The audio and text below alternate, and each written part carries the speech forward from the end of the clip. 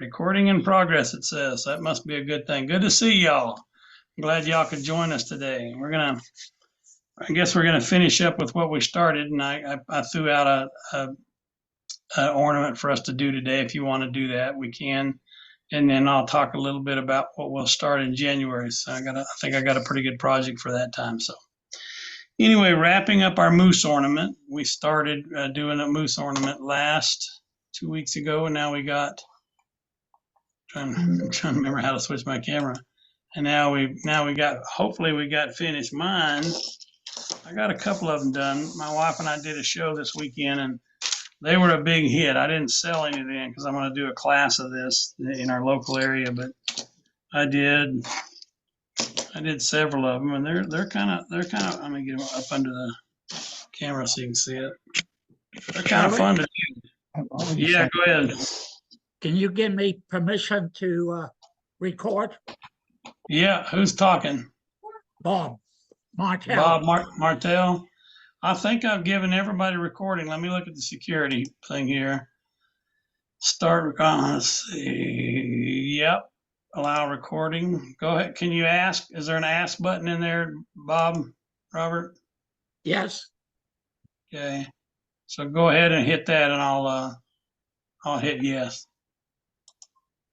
So I'm recording. Last week's I recorded.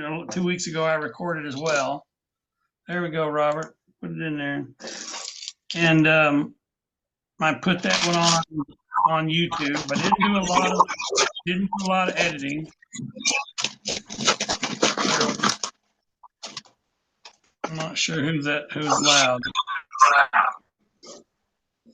I didn't do a whole lot of editing on that video because I'm still learning some of the things. I did add a start and add a finish button. Why is my name showing up?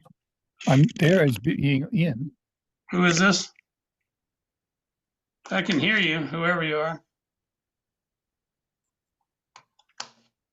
All right. Anyway, these are the ones that I did. I did several of them. I got a couple more to finish up, but I did a couple of them with that black and red plaid color to it. I thought that was kind of neat, Northern Woods kind of thing. And I've got the ornament, the miniature bulbs that we talked about. I put them on there, and the only problem with that is the bulbs are glued to the string from the factory, and if you get glue on them, then it dissolves the original glue and the bulb falls out. So you got to be real careful where you put that glue on that if you're going to do that on yours. So anybody else did any that they want to show and brag about? This is all about building community, so we get to brag to each other. Ain't nobody else but us here, so we can brag to each other. Eric. Yeah. Mine is confiscated by my daughter. She took it, huh? Yeah. She works by the athlete. That gives you an opportunity to make some more then, don't it? Yes, it does. It's a good practice. Okay, finally there. Anybody else say who you are, and I'll pin you so we can see, everybody can see it close up.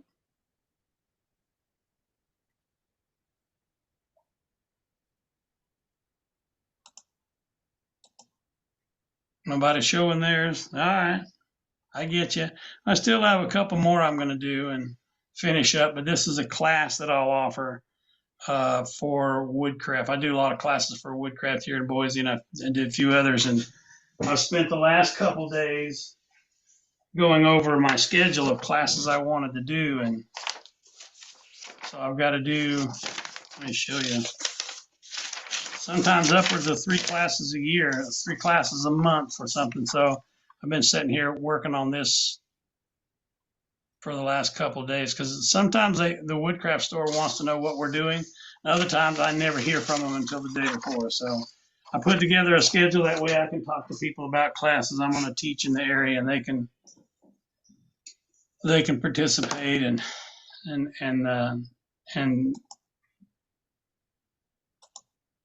sign up if they want to. So it's hard to gauge classes. I'll get a class that I do once and it's really, really popular, and then I'll do another class where I can't the same class later in the year or the next year, and I can't hardly get anybody to sign up. So I don't know. I got about 30 or 40 classes that I do rotate around in every 3 or 4 years. So anyway, we'll see if anybody's interested in that class. I'm sorry, couldn't hear you. All right, moving right along. Did the moose. We're done with the moose. The next thing we're going to do is this little guy right here. Change cameras. So this little snowman is just a relatively simple project, and I've done quite a bit of them, and I got a class this Saturday where I'm going to do some more. Picture's not showing up. I put it on. I hit the pin button, see if that works. Excuse me. Anyway, I did these, and I really liked them. And at the show that we did, I was working on some of them, and boy, there were all kinds of people that wanted to buy some, and I'm like, well, I don't have them for sale because I got a class, and usually when I do a class, at every table of 2 people, I like to have one finished sitting in front of them, so they have something to go by, and then I put one that I'm working on in front of them, so when I come around, I tell them what the next step is, and I can show it on my piece, and that prevents me from carving on theirs. So if you ever take a class with me, I don't like to carve on your piece. I like for people to do their own. So anyway, I did several of these, and these were done from this wood that is, I think it says 1 inch, but it's more like 3/4. You know how dimensions are. I've already carved on that one a little bit too much. Here it is. So if I look at the size of it, it's right at 1 inch.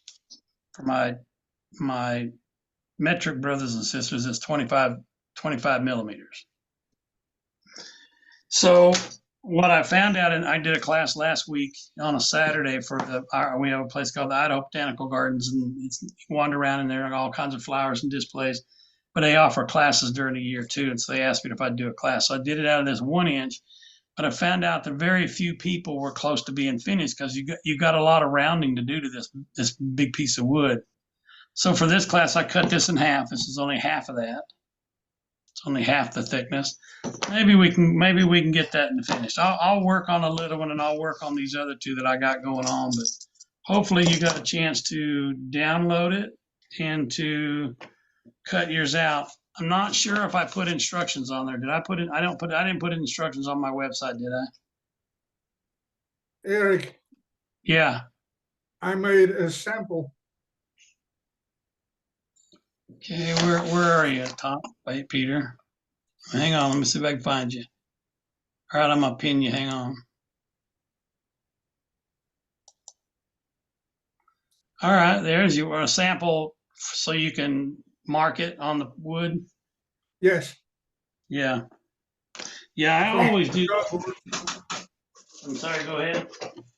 From a piece of cereal box. Oh yeah, it's funny. That's what I use too. I'm so doggone frugal. I hate to throw anything away, so I've got one right here. Get the picture. There we go. Turn it around, Eric. Yeah. I got that was my example, and it's out of cereal box. This is a Frosted Flake box for some of my favorite cereal. But yeah, I made a blank because not a blank, a pattern. Holding this on the wood is a lot easier than holding paper. Paper has a tendency to slide around. Yeah, there's Ryan Olson's class there. Yeah, it's nice. Yeah, did you do that class? I have that. Yes, I have looked at class, but I'm gonna sign up for in January. Okay, got you.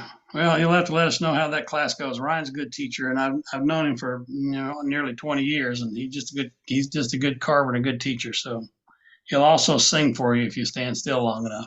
So funny. All right, so here's what we're gonna do. I didn't hear anybody say that I put the steps out there. I will load this on later today when I get a chance. It's fuzzy, you can't hardly see it. I will load these steps on if you want them. It's not really, we'll go through them today, but I will load these steps on my website because what I'm doing on my beginner classes here in the Valley is I do the title and I do a picture of it, of one that I did, and then the size of the wood, and then the steps of what they do, 1 through whatever 20. And at the bottom, I tell them the tools that we use, and they're listed in woodcraft numbers, meaning I've got the woodcraft wood knife itself and the number, like a KN13 medium knife, FR 409 for a U gouge, on and on and on. You don't have to use those numbers, but it gives you an idea of where to start, so you can look that up, see what size it is, see what length it is, what sweep or what V it is. And it gives you an idea that if you're a beginner and you're going to go buy your own tools, then you know what you're looking at. So, all right, any comments or questions before we move on? Yes, the website. I need it. My website is ericowensart.com. Let me write down here. I'll write it big so you can see it.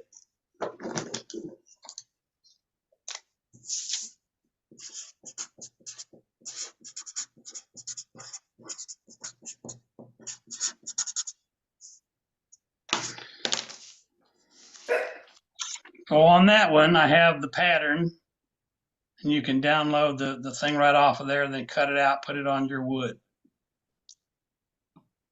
Thank you, sir.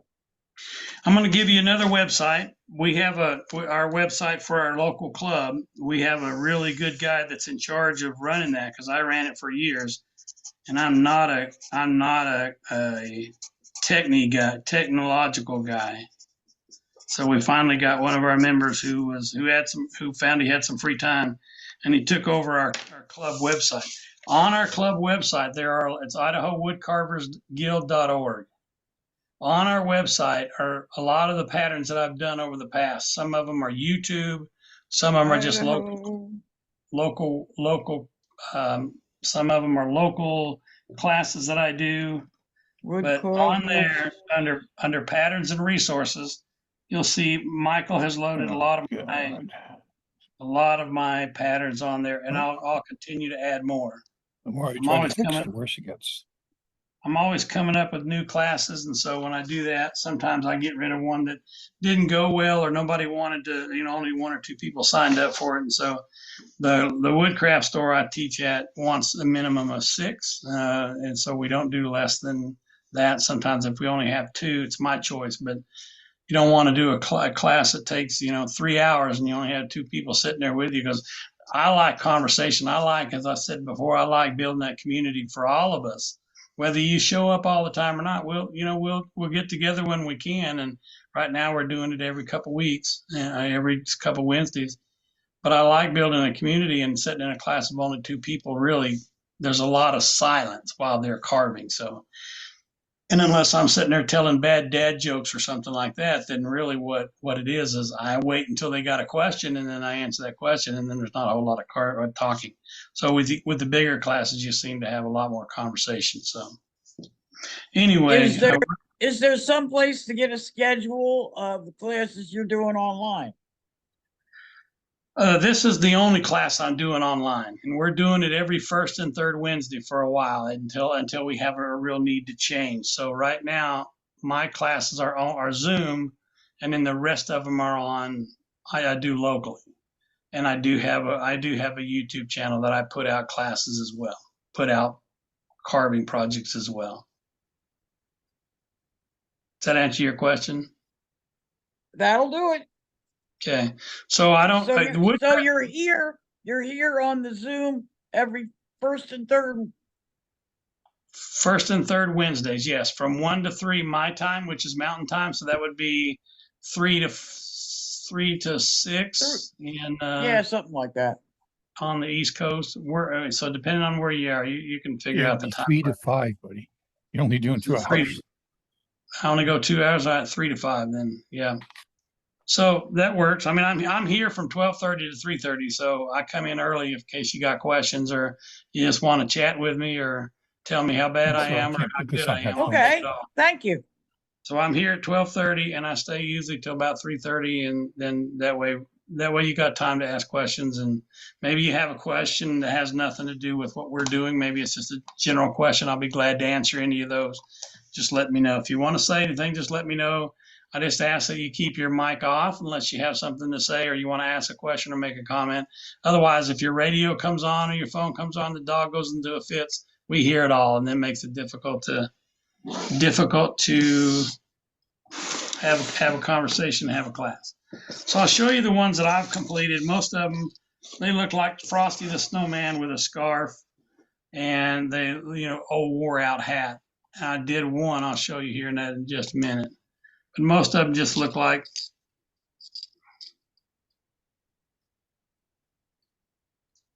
just a old beat up hat. Just like, like kids making Frosty the Snowman out in the yard. Real catchy project. It's not in terms of simple as in really easy to do, but it's not that hard either. And so, Keith, no, the first 2 Zoom classes I did not end up on YouTube because I didn't, it said recording has begun, but it wasn't my recording. And so I didn't get them recorded. The last one I did where we did the moose, that one's on YouTube. I don't know that all of them will end up on YouTube, but, because when I do a class, when I do a video on YouTube, I usually try to keep it down to 30, 40, 50 minutes. Zoom is 2 hours, which means when you go to upload it, it's 4, 5, 6 hours sometimes to load it because I've got to load it onto my computer and I've got to run through the program. I use a program called DaVinci Florence. So I run it through that program and add titles and trim things here and there.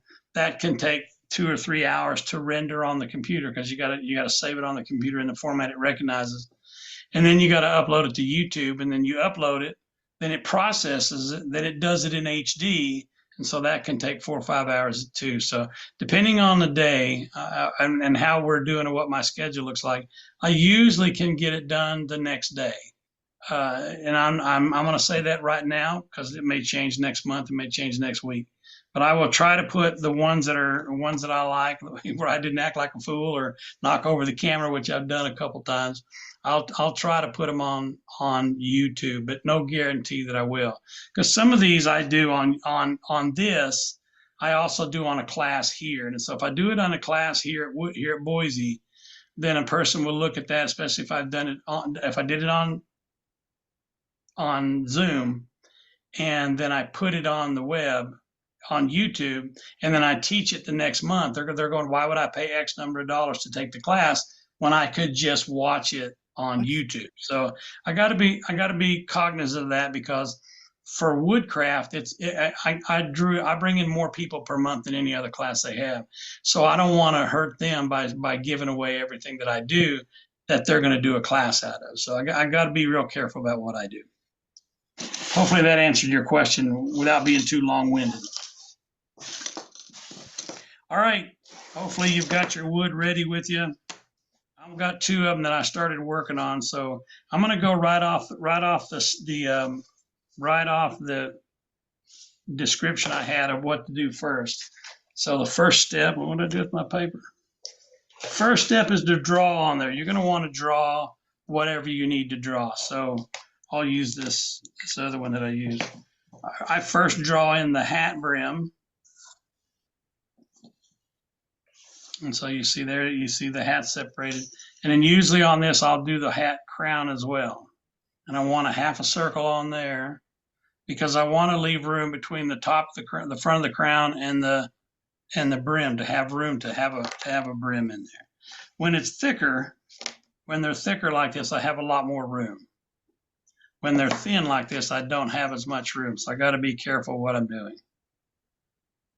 So anyway, what I do, I get my protective gear on because I don't want to embarrass myself and cut myself here in front of y'all. What I do is take a V-tool and separate the top and the bottom of the hat. So I would do the V-tool, and this is a Drake. I want to say it's a 70 degree, about 3/8 across. And I just want to go straight across where the top of that hat is right there and just separate that. I want to do that several times, and it separates the hat brim from the crown. So I'll give you a couple of minutes to do that. 3, 4, 5, 10, or whatever we need. I'm going to continue working on my bigger one. That's the first step I'm going to do. So depending on how thin or thick you cut your wood, this is a 1/2 inch piece of wood, so I don't want to go back too far. But I'm just going to separate that brim from the crown. If you feel energetic, go ahead and do it for the bottom one. Just be careful that when you're cutting down the length of the wood runs, or the grain of the wood runs this way. So when you're cutting down this way, when you go to round the top, you have a tendency to crash through that. So if you haven't cut the bottom off, it generally won't cut off on you. You won't lose a lot of wood. But if you just leave that one right there, it's easy to then go in and trim it. So once I did that,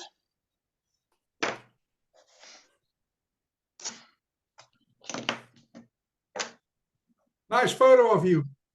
I know it keeps coming up saying my default microphone has changed the input terminal, and I have no idea because I only got one microphone and it's on the computer, and so it stops the video. So I don't know why it does that. I have to click in there. Anyway, so I've cut across the top of it, and you can't see that, can you? Come on.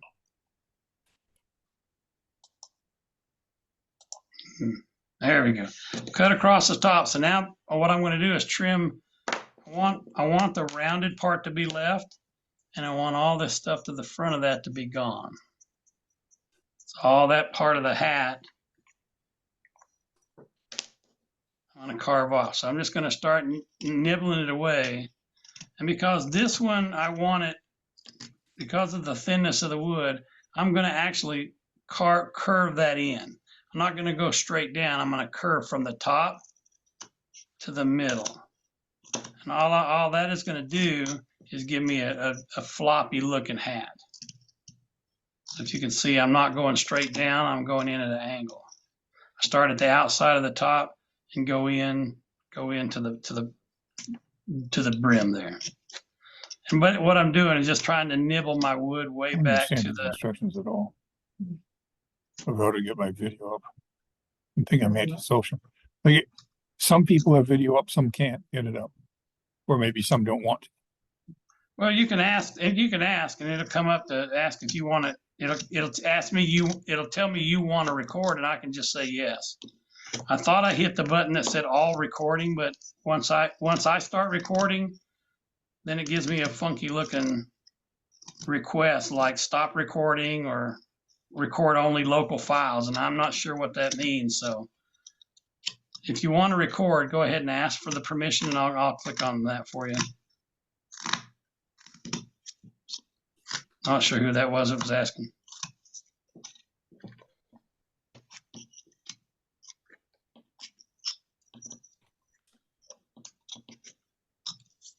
So you see, I'm not quite there yet, but I can continue nibbling it away. And I understand this is number one, a caricature of a snowman, which, last time I looked, there was no one right way or wrong way to do a snowman. So we used to have an old hat that we kept in the closet when I was a kid, and we didn't get a lot of snow where I lived in Tennessee. We'd get maybe 1 or 2 a year. And sometimes it was only 2 or 3 inches. It wasn't really enough to really build snowmen. So anyway, we kept an old hat in the closet. Rod, I'll hit that and let you record. And so we always used the same one over and over, and it was beat up. I mean, it was crushed. And I remember one year we had a black and tan coonhound, and he took off with it while we was trying to build Frosty, and he must have carried that thing all around the property for a couple hours before we finally cornered him and got it back. I'm not sure why the dog wanted the hat, but it's hard to psychoanalyze a dog. I don't know how you do that.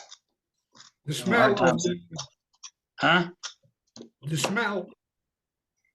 Smell them? The smell from the people who wore it. Oh, gotcha. I thought you were saying to smell the dog, and I'm going, well, they smell each other's behinds, and I don't want to get into that habit. You kind of can't do that in mixed company, can you? No, the dog has a far better nose than we have. That's true.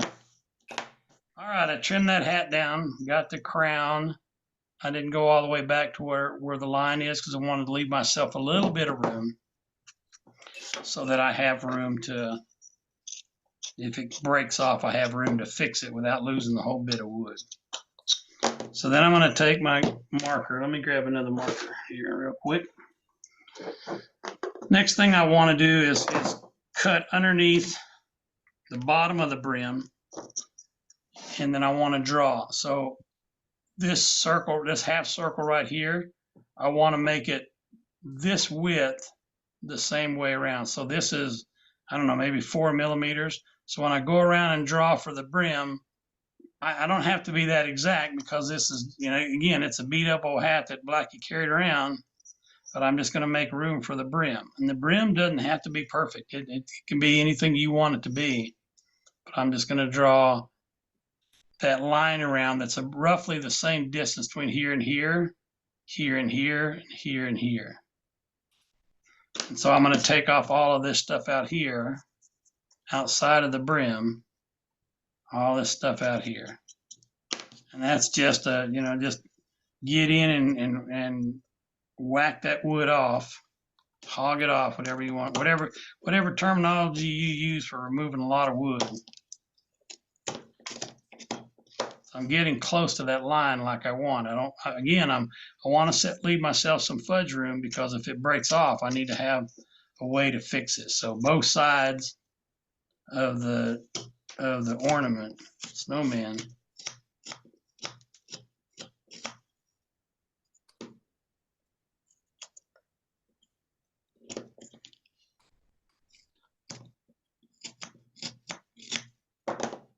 so I just did that brim around. And now I want to take that V tool and cut right there. I just want to undercut the brim.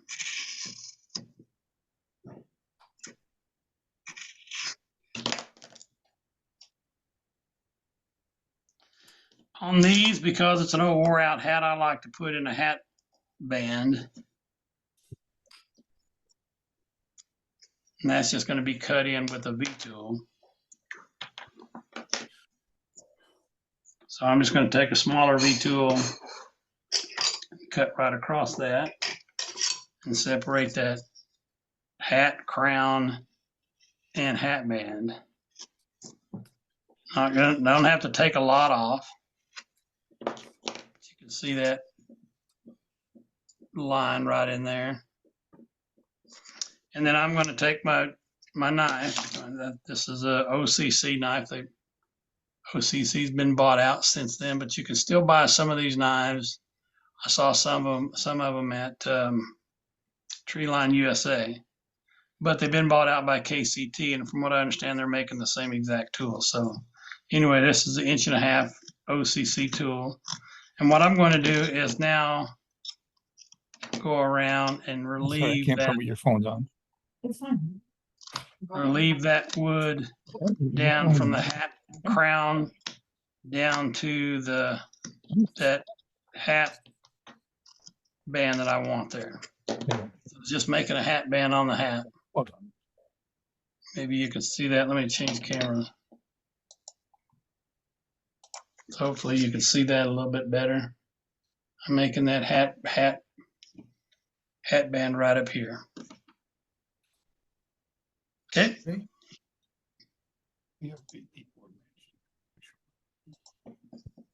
All right. So now you get a choice about whether you start working on the bottom of the brim or whether you start rounding the body or whether you continue on with this hat. I like to get the hat done when I'm done because before I move on. I remember as a little kid, you're watching Frosty the Snowman, right? And we're all seen that one. I always enjoyed that hat that he wore, but I'm going to carve the top. I like to cut those marks off that I made. So I'm just trimming the hat.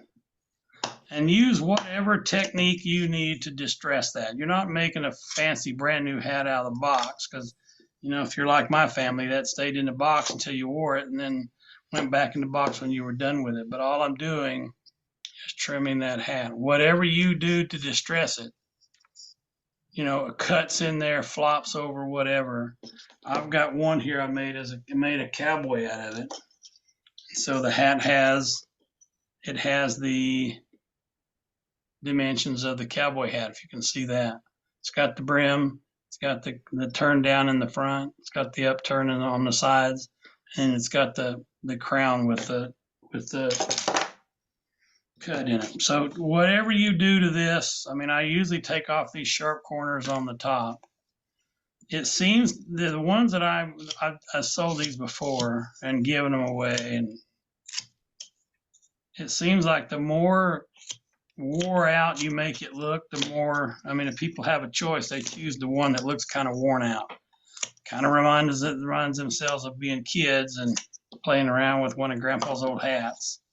So whatever you do to make it, I just like to make it look distressed and take off any of the sharp corners on it, because it's a you know, wool hat, felt hat, whatever.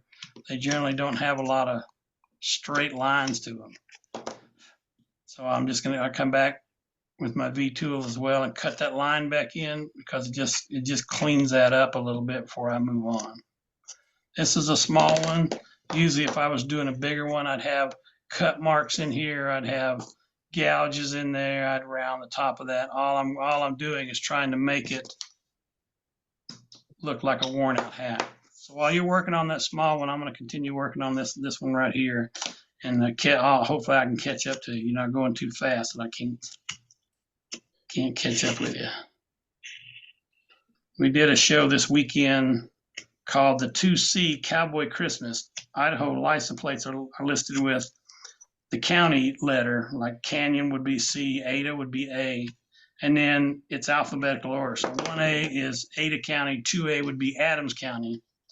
And so we've got, I don't know, 10 C's or 10 B's or something like that. So this one was called the 2C because it was in Canyon County, 2C. And it was called the Canyon County Cowboy Christmas Show. And so we went over with a lot of our cowboy stuff, a lot of our Santa stuff, Christmas ornaments, Santas, things like that. And we did pretty good at that show. We've been invited back for next year. And then there's another one in November down in a town called Bruno, which is a real cow town down in southwestern Idaho. So we're going to try to hit that one again next year. And, you know, I do a lot of carvings that I really enjoy. And I've heard a lot of professional carvers say that if you're carving for other people, you're not carving what you want. You know, I do a few commissions. I don't do a lot. I do a few commissions, probably 5 or 6 a year at the most. But people were buying what I already made, and that feels good. It says that they like what you're doing, and they're willing to buy it and put it in their house, which is a high form of flattery. I mean, if your stuff stinks, they don't want to display it in the house. So the fact that they're willing to do that in their house and they're willing to keep my stuff there, it feels good. It's a good feeling to know that somebody doesn't mind your stuff. I'm throwing stuff all over the floor. Anyway, what I would do next, find my tool. What I would do next is grab a tool to slim down. I want to round this brim so that it curves. So it curves to the outside and it dips in the inside. What I'm talking about is right here.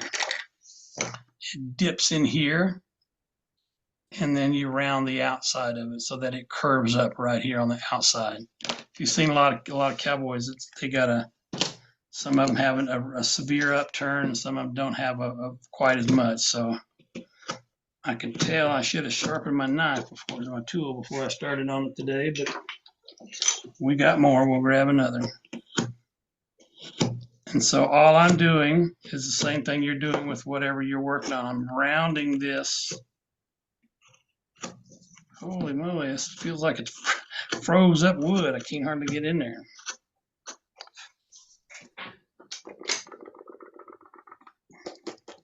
I think one guy's trying to carve. That's the one I wanted right there. I wanted this one that has a nice, I know it's sharp. It's one of my stew buys. This one's the number 11, so it's a good tool. It'll get in there and remove some wood like that.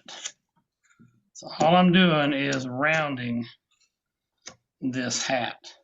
I'm leaving the outside edge out here up high because I'm going to gouge in there. I'm going to leave that, then I'm going to bend that over, and then I'm going to come on the bottom of the brim and curl it. So all I'm doing is getting down in there and just getting in that brim. And I'm leaning towards making this guy a cowboy.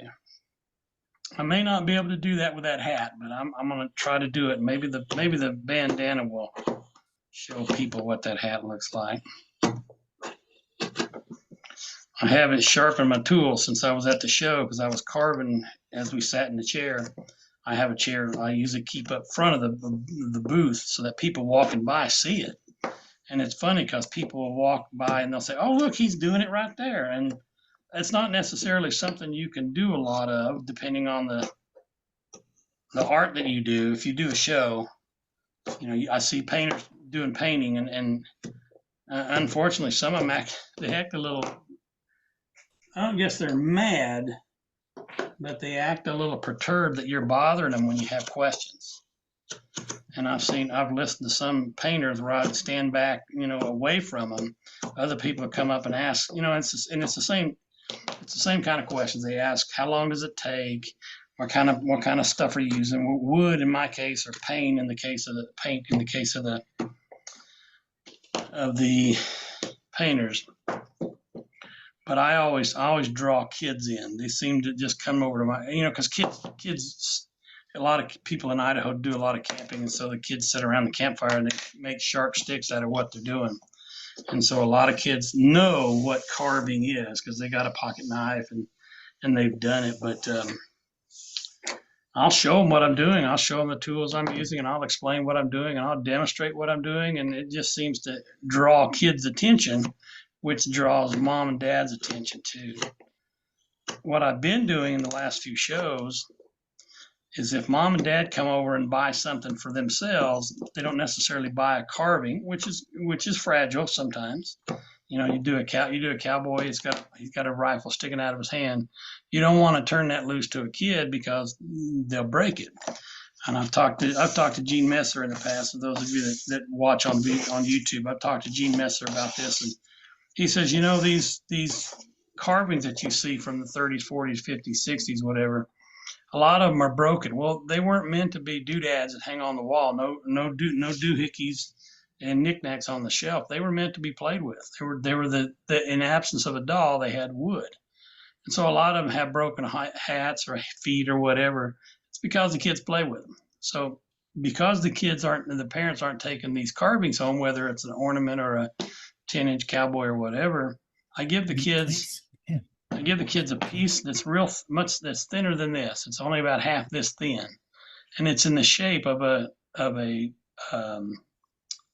stocking that you'd hang on the mantle, and then up here it's either a dog or a cat hanging out of the stocking.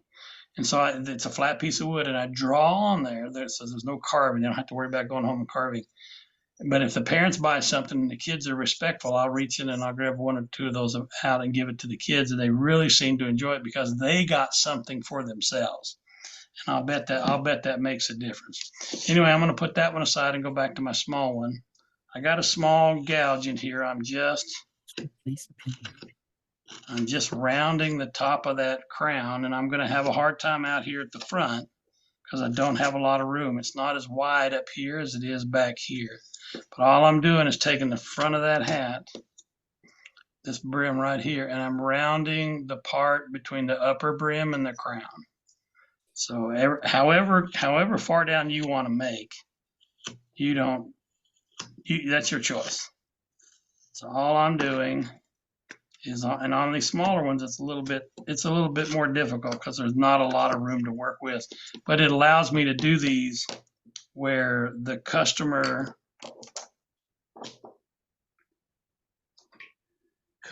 will be finished before, you're doing a class, you're getting it finished before the class is over. And I don't know about you, but when I take a class, a lot of times I take a class with the expectation that I'm walking away with a finished project. I did a class this weekend, and 12 people in class. It's hard to get around to get to everybody. And so I had 12 people in the class. Supposed to have 14, 2 didn't show up. Anyway, a couple of people were kind of disappointed that they weren't going to walk out with a finished product, but they had never carved before. As you and I both all know, it's not easy to take somebody from raw beginner, never having done that, to getting finished. And so, especially, I mean, if I walked in there, if I took a French cooking class, I can guarantee you when I walk out of there, I'm not a French cook. I'm not even close. So I understand walking in that it's a learning class, and that's what I want my customers to know.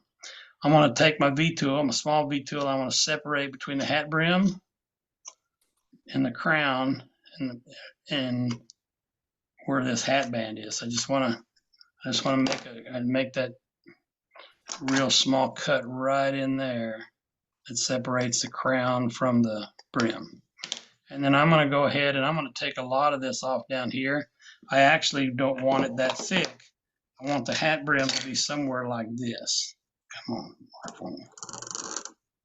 And because it's going to be a floppity old hat, I don't care about a straight line there, but I'm just going to take my knife. Actually, I'm going to take a V tool and take that bottom of that line off. When I mean take the bottom of the line off, I want my cut to go right across that and remove that line, but me more skewed to the bottom of that hat rather than up at the top. And that's just going to give me room to come in here with my knife and cut right in that groove, straight in that groove, and I'm going to carve up to it.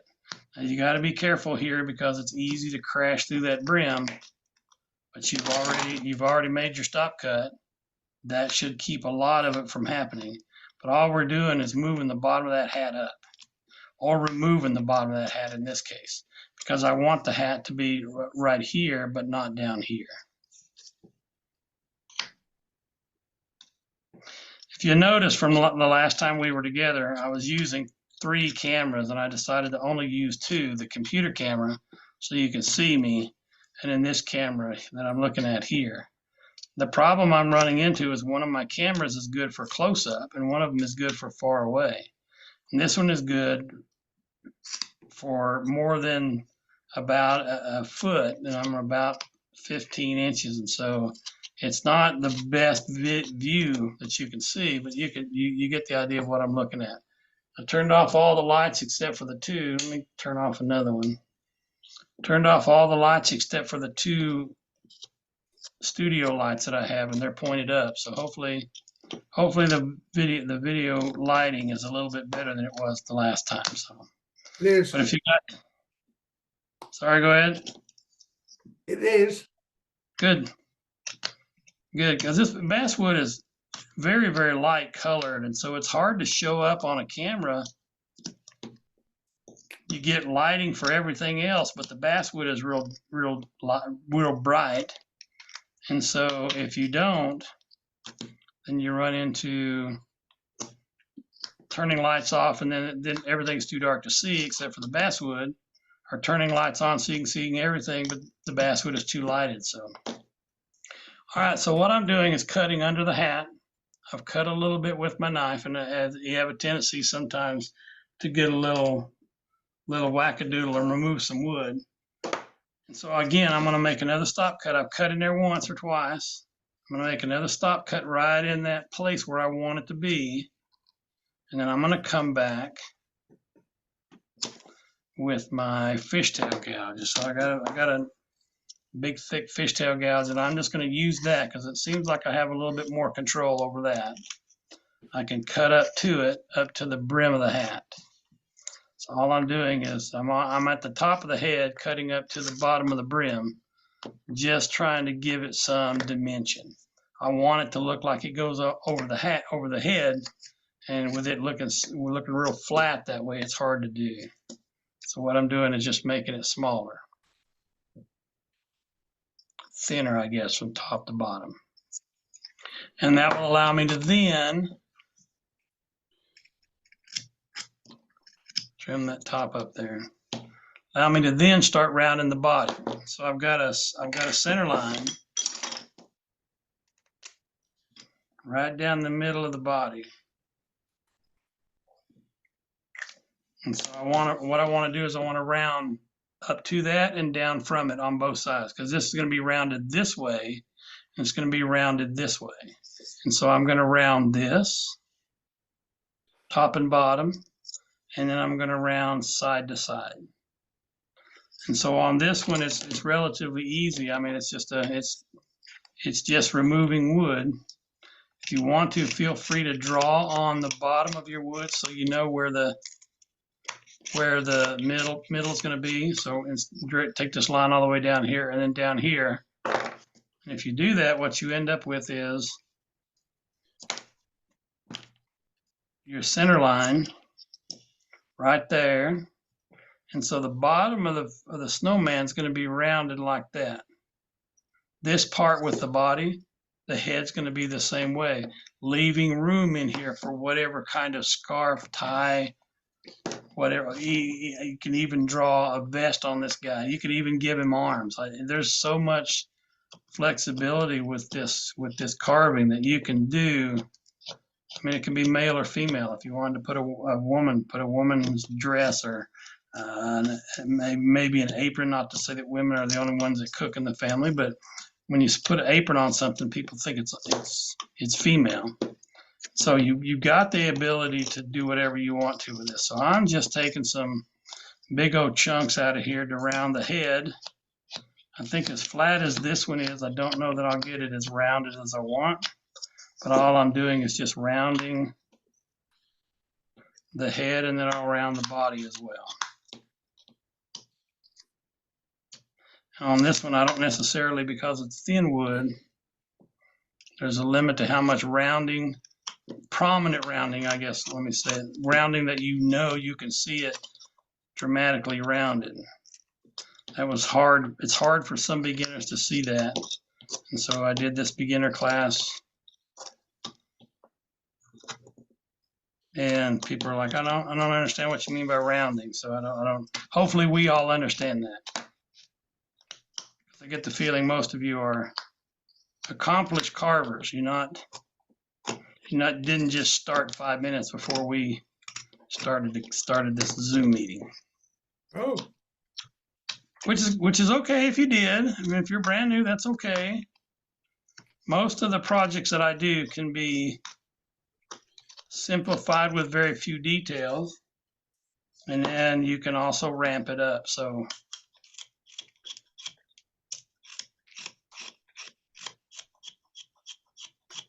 there's that sound we all love, the sound of that knife cutting that wood.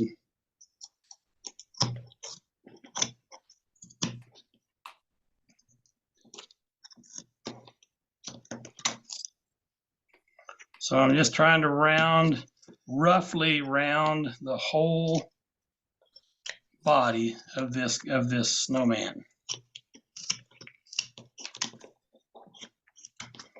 I said we did the show this weekend, and we talked to a lot of people.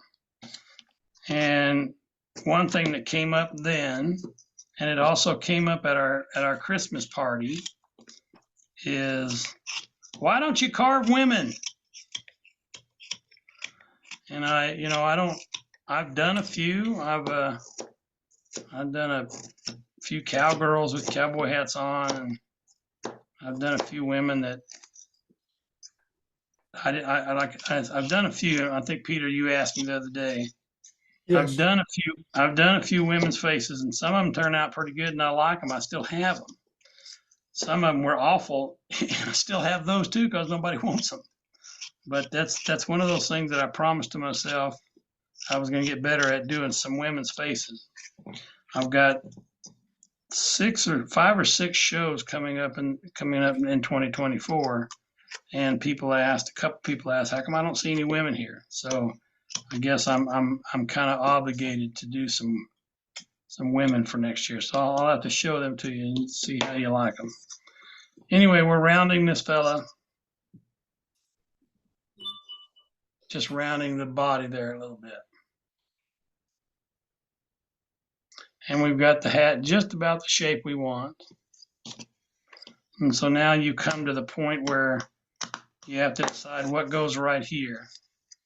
What's going in there? What kind of scarf, hat, whatever you're going to do, what goes in, not a hat, scarf or tie or whatever. So I've done one with a tie.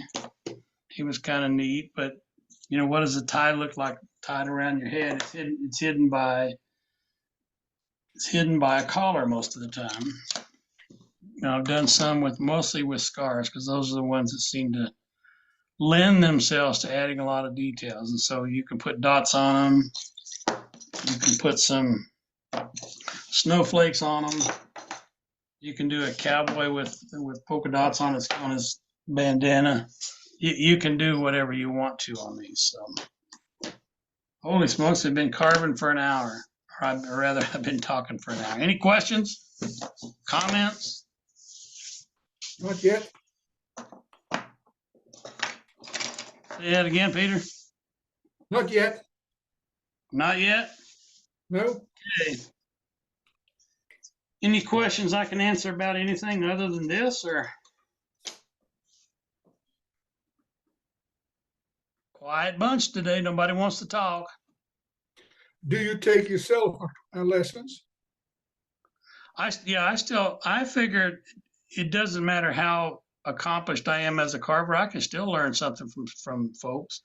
I took a Pat Moore class last year, if you know who Pat Moore is. Pat and Randy run Moore Rough Outs up in North Dakota. And I'm taking a class in 2024 from Chris Weatherby. I think I'm taking it. So yeah, I still take classes. I don't figure I'm at the point where I don't have to take classes. I can always learn something. We do a lot of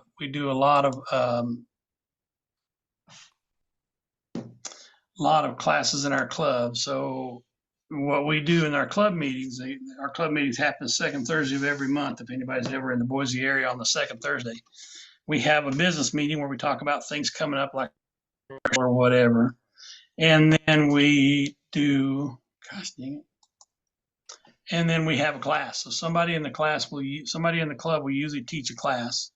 And yeah, I'm always looking to learn from somebody. The last class we did, Michael, the guy who runs our website, he was doing faces in a pencil. If you've seen that project. And so he was doing a lot of faces and teaching people how to do them. And at our fair, we have a Western Idaho fair in August. Michael gave away 100 of those pencils that he had carved to kids. And it's funny because kids you'd hand it to a kid and they'd think, oh, great, I'm getting another pencil. What do I need with a pencil? And they'd look at it and you'd say, well, turn it around and look at it. What do you see on there? And their eyes would light up when they saw that it had a face carved in it. So, but again, it's that educational thing. And Tekla and my wife and I talk about that a lot. There used to be a lot of carvers. You'd see carvers everywhere. I know my grandfather did a little bit of carving, and you seem to see a lot of people carving 20, 30, 40, even 50 years ago that you don't hardly see anymore. And when we do these shows, a lot of people say, oh, I love this stuff. These are great. But, there's only certain people that'll buy it. And I think part of it is because people are not used to seeing carvers anymore. And so you don't think about carving. So you go to an art show, you go to a craft fair, and you're not used to seeing carvers. And so going there, you go with I'm going to buy gifts for people attitude, or I've got room on my shelf for this or that. So you buy a piece of pottery, you buy a painting, you buy something. You're not thinking about carving because you're not used to seeing them. And so our job, rather than trying to make a whole lot of money, we want to make friends and colleagues. We want to educate people on carving, that it's not gone away. People say, is this a lost art? I said, no, it's not a lost art. It's a hidden art. And so it's not lost. So we're still doing it. I evidence there's 8 or 10 of you here wanting to carve. We're still doing it. We're just doing it at home. We're doing it in the backyard. We're not doing it in public. We're not doing it out on the park bench. We're not doing it in the chair out in front of the store or whatever. And so our job is to educate people so that when they do want a carving, they know exactly where to come. I know of only 2 people in this area that do figure carving, and one guy's name is Rick Stoddard. You might have seen him in the Wood Carving Illustrated. He just had a man in the moon or a snowman in the moon or something like that. I can't remember what it was he had in a recent article magazine. But Rick does a lot of golf balls and cypress knees, and then he does a few figures. And so he sells golf balls all day long. He sells a few cypress knees. He makes enough money to pay for his booth and have fun. And then he'll do a few figures, and some of them he's had in Wood Carving Illustrated over the years. But he and I are the only 2 that I know of all the shows in our area that do carving. And so when you're Ryan not also- used to, well, Ryan doesn't do shows. Oh, Ryan okay. does classes, and he it's funny because every time I talk to him, he's going here and going there, and we don't get any time to hang out together because he's always gone. And I keep telling Amy, I said, you need to slow him down. We need to have dinner sometime. And he's always busy, but he always says, I'm slowing down. I'm only going to do a few classes next year. And the next thing I know, he's got 12 classes lined up every month or all year long. And hey, that, his kids are older and not in the house anymore. And he's got the time to do it. But yeah, he doesn't do shows. Sometimes we see him at our wood show in April, and sometimes I see him at events that we go to together. But he doesn't do shows, so you won't see him sitting around. He'll sell you carvings, but he won't. He just had an evening where he sold a bunch of carvings, and I think I showed those to you last time. Yes, But he doesn't do shows, so he does carving classes, and so he'll travel all over the place doing that. I thought you said he was a singer. Well, he used to be an opera singer. Now he's a choir teacher. But Okay. when he has 5 kids or 4 or 5 kids, and when you travel, when those kids are young, you hardly ever get to see them. So he didn't like doing that when his kids were younger. And so Nice. he and Amy both stopped doing the opera singing circuit and settled down to raise kids and be teachers. And that's when he became a famous carver. So, all right. I've got it rounded. I have to decide what I want. Let me get a pencil out here, something to write with, writing stick. And I don't have enough room on this little one to do a cowboy like I do here, so I'm going to slide him off to the side and we'll do something that looks like that. One of the things I try to remind myself of is that most people don't necessarily wear a scarf that has a knot here. They don't tie it here. They just wrap it. And so what you can do is have one of the tails just come off like that. Just it loops over the other one, and then you've got the shorter one like that. So that's what I'm going to do on this one. I'm not going to try to do a knot. You can figure it. You can tie a knot in a bandana or a scarf and figure out what that looks like. It always looks different every time I do it. So I am just going to do this one here. And so I'm going to grab a V tool, a medium V tool, and I want to just V tool those lines.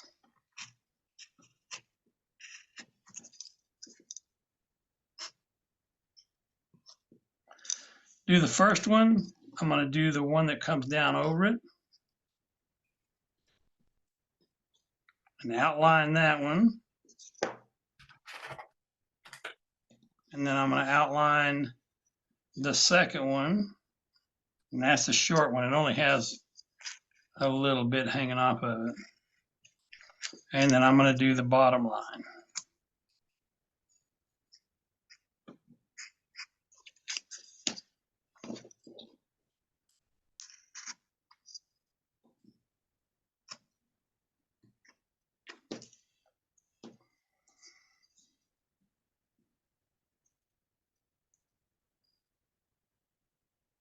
Okay, take my knife, stop cut right into a groove for the top. and then I want to round the bottom of the head down to that. So if you can see, the head's kind of square. So where I put that line right there, I want to round that head to that line. So I'm going to have a little bit of the scarf sticking out over here, and I'm going to round everything so it looks like it goes up under. But again, remember that when we make snowmen, at least when we did when I was kids, we didn't worry about what the size of the hat was. We just rolled snow, made balls, stuck them on top of each other, stuck a hat on it. Same way one year we had a BB gun, we stuck it in the hands of the snowman.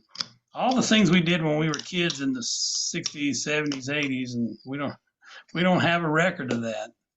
Kids nowadays have a record of everything they've done, from the first poop to the first eat to the first goofy thing that they did on TikTok or whatever. So I grew up in the 70s, and we didn't have cameras on every hand and take pictures of everything that we did. So a lot of the stupid stuff I ever did, if I ever ran for office, they couldn't find it because we didn't take pictures. I remember one year we had a hill on a property next to us. I grew up at the end of a road in Tennessee, and we wanted to try to learn how to fly. So we grabbed 2 sticks and a blanket, rolled the sticks up the edge of the blanket, and ran off, jumping off that hill like hang gliders. You can imagine how well that ended, right? Luckily, we survived, but needless to say, we didn't try that again. You can't hang glide with 2 sticks and a blanket. It ain't gonna work. We didn't know that. So you see the top of the hat's rounded. I'm gonna do the same thing with the bottom by rounding it to the bottom part of the scarf. And now I'm just going to round it just like I did that one. Go ahead. Doug Linker had the other day also a video over the snowman. He was really good. Have you seen it? I haven't seen that one, no. I don't usually get a lot of time to browse a lot on the internet, so sometimes I get a little bit of time, but I haven't seen his lately. I saw the advertisement for it. It pops up in my email feed. But his, weren't there like a 1x1 something? 1x1 series. Yeah. Yep, that's a pretty good thing he's got going on there, 1x1. I like the projects that he does out of there.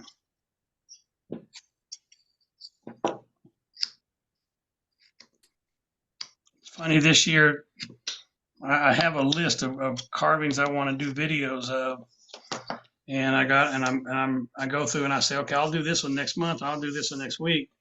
And I was recording one of the little fantasy doors that he did, and next thing I know, before I got mine out on video, Doug had his out.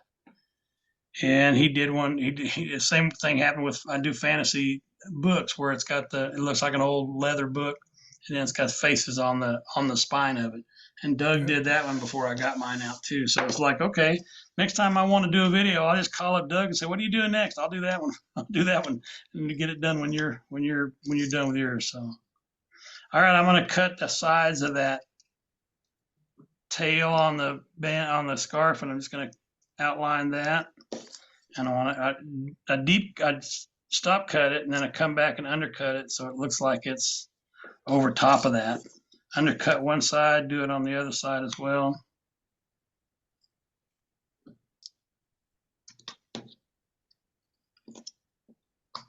And then do it again to the smaller one. So you don't have to get very deep. I mean, this piece of wood is about a ½ an inch thick. And so we're able to get a good amount of detail on this without having to worry about it wood not being too thick.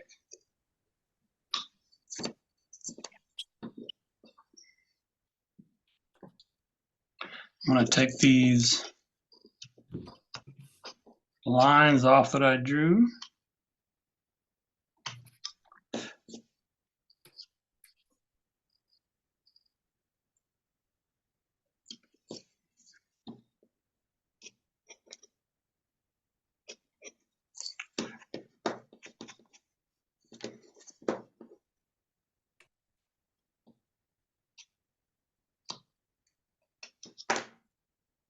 Now we've got a snowman.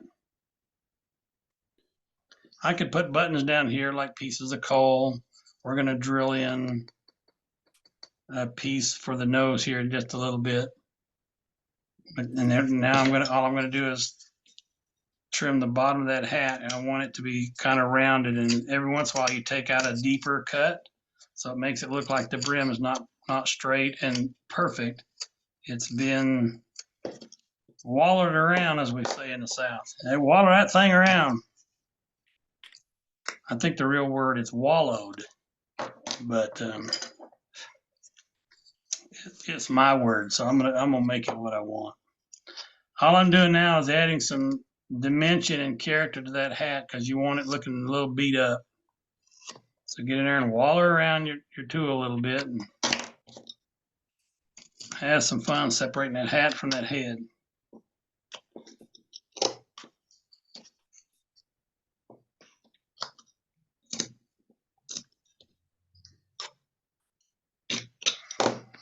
Okay, that's where we are. For those of you that like to add all kinds of details, I've got a tool I want to show you. You can probably guess who made it if I just show you the handle, right?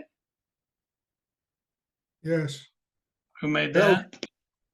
Helvey made that, and I don't know if they sell these anymore, but this tool is basically a three-shaped wedge. There's a side here, a side here, and a side here, and it all comes to a point at the end.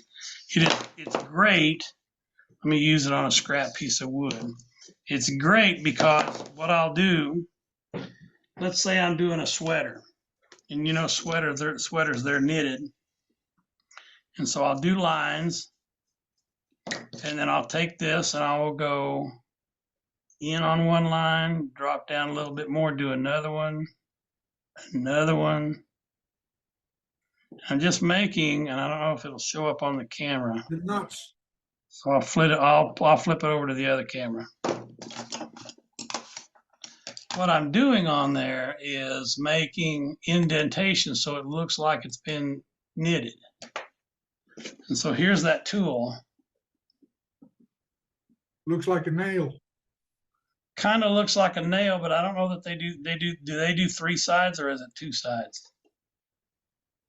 But anyway, you're right, Peter. That's what it looks like. Here's the mark it makes. Yeah. And so Eric, yeah. wood turners use a tool like that, just called a point tool. And if you probably have to put a different handle on it, but you can get them at any. I'm sure they have them probably at Woodcraft, but like Craft Supply USA, wood turning catalogs will have those point tools like that. Point tool is what you call it? Yes.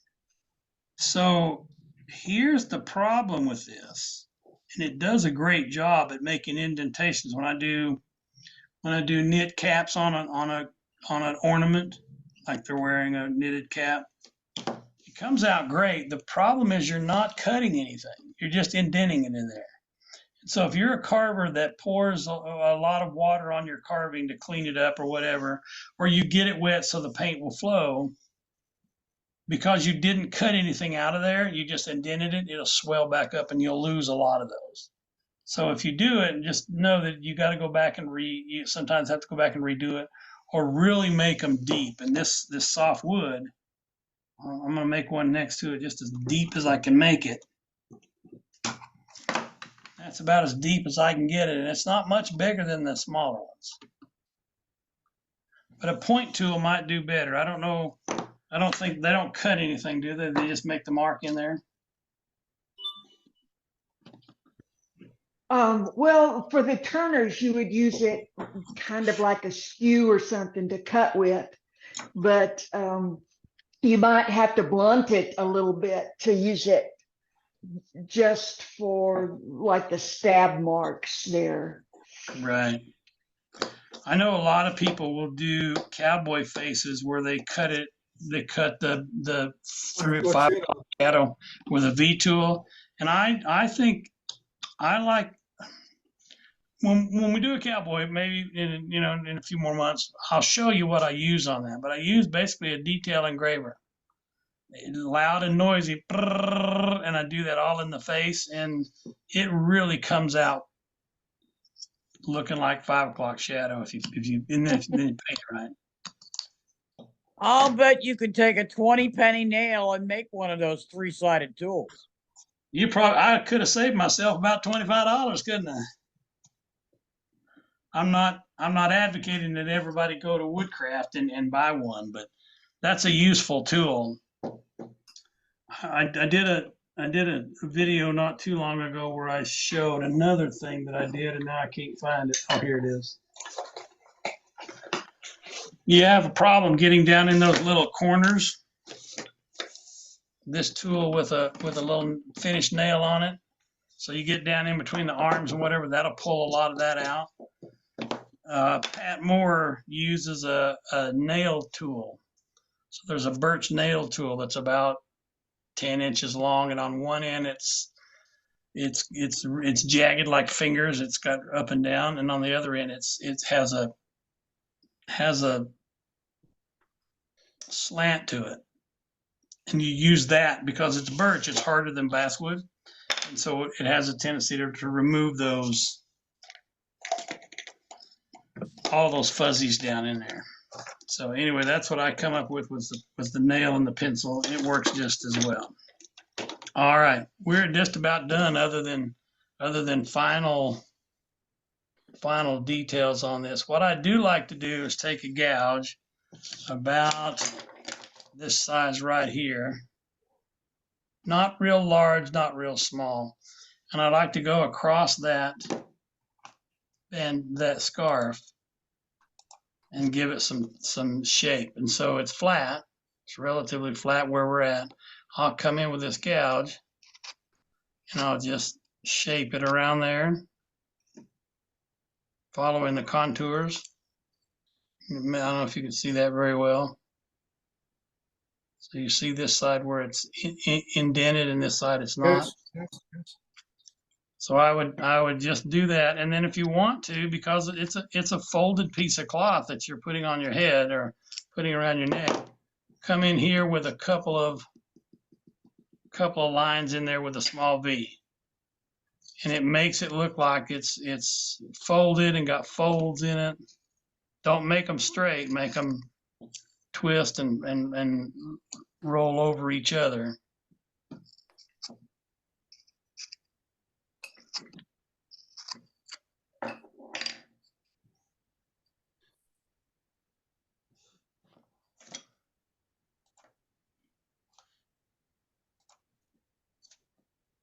Looks like that.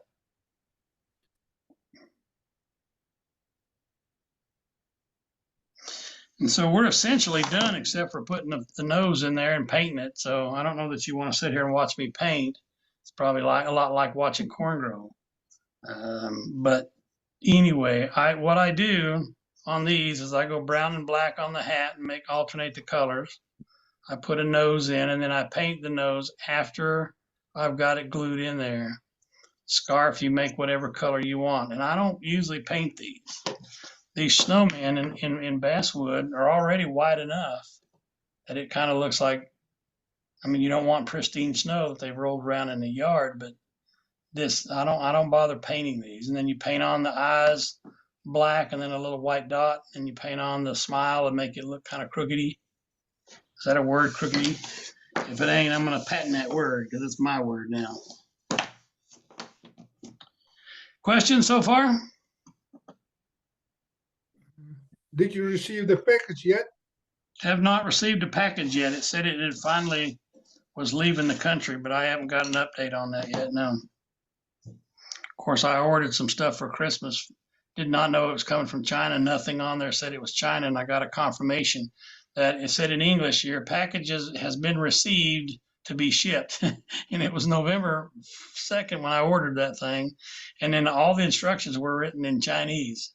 And I'm not a Chinese expert. I can't read those symbols. It you know, I learned Russian when I was in the service. That was my job, and that's a whole different alphabet. You know, letters and things we don't recognize. But I don't know. So I don't know whether the thing's coming. They got another week. So I don't know whether it's coming. All right. Any questions about that? Because I'm done with the snowman. I hope you do a few of them and people seem to like them. The only thing I would have asked was I would have liked to have seen the scarf on the cowboy, but you showed that, so I'm good. So yeah, all I did on that one was I did the thing coming around here. And then there's one triangle on the top and a smaller triangle on the bottom for the bottom of the tail. All right, thank you. You know, and if you thank don't you for want the to, class. you're welcome. One of the things I get from people, and they say, I don't like carving eyes. Well, if you do a welder, you can put a mask across the face. If you do a cowboy, you could make him a thief, where he's robbing the bank. And there's ways to get around all these things that we really don't like doing. So let's talk about next year. Go ahead. I think this is cheating. Can't hear you. I said I find it's cheating. To not carve eyes on there. Yeah. Well, yeah, and I'm sure sometimes. No, go ahead. I'm sure that sometime in the next few months we'll do a face and we'll do some eyes, and I'll show you how to do that.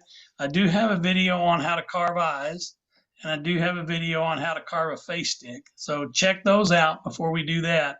Those might help you, and they may not. I do a lot of different eyes. I rarely ever do two carvings where the eyes are the same.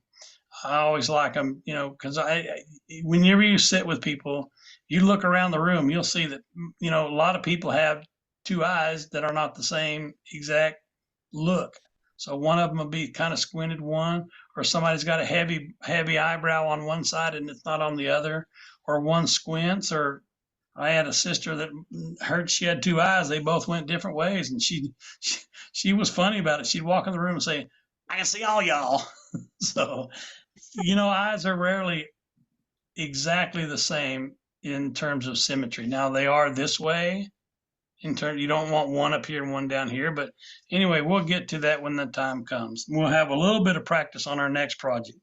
I told you I was going to do a carving of a bear, and for time purposes, I really thought, I'll make a smaller one and I'll carve that in. And so I made it 1.5 by 4, and it really comes to find out you can't get a whole lot of detail in there. So when I look back at the ones I've done in the past, this one is 2 by 2 by 4, 2 by 2 by 4.5, something like that. And we talked about making him a librarian. So we'd put some books under his arm or maybe between his legs, like he's holding them with his knees. But I had the idea that we would do this for a couple, 2 or 3 meetings, bow tie or regular tie, whatever you want. And then do the background. Maybe I'll do the background and you can follow along, or you can go with me. We'll do a background like he's in a library. There's books on the shelf. Now we won't actually carve the books, but it'll be a flat piece of wood where we relieve everything. But I'm thinking about this as being our next project. Any comments about that? I love it. Like it? Yeah. So sometime in the next week, I like it. Okay, sometime in the next week, I'll put up the pattern for this. I won't put up the pattern for the back until I get it done, because it's basically going to be 2 flat pieces of wood, just like walls. Yeah. And then we'll indent in there shelves and books, and you can go as crazy as you want on that and make it for yourself or for a librarian friend or whatever. But I think it'll be a nice little project. And you see those eyes, these are going to be animal eyes. So they're not going to be real fancy. They're going to be more of a cartoon kind of thing. Comic book cartoon.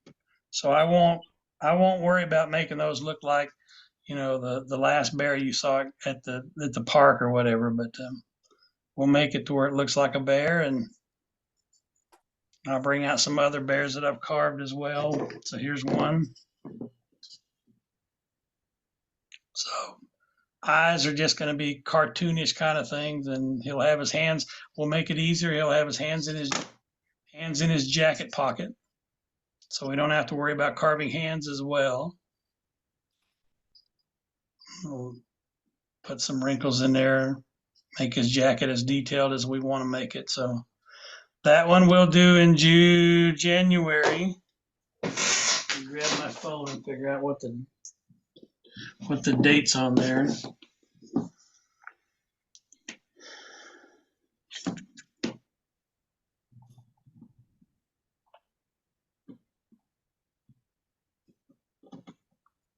So January, the first Wednesday in January is the 3rd. And then the next one is the 17th. 3 and 17. How's that sound? Sounds nice to me. January 3rd, January 17th, and then we'll actually be off 2 weeks because it'll go 24, 31, and then we'll do the next one on the 7th of February. You got it? Yep. We good? Put it on mail, please. Okay, I'll stick around if anybody got questions for a while, but otherwise I don't have anything else to do. I'd love to see your moose done. I'd love to see your snowman ornaments done. And I'm looking forward to doing this bear class with you. Okay. Thank you. Thank All right, you. thanks, Appreciate you Bear. being here. Thank you.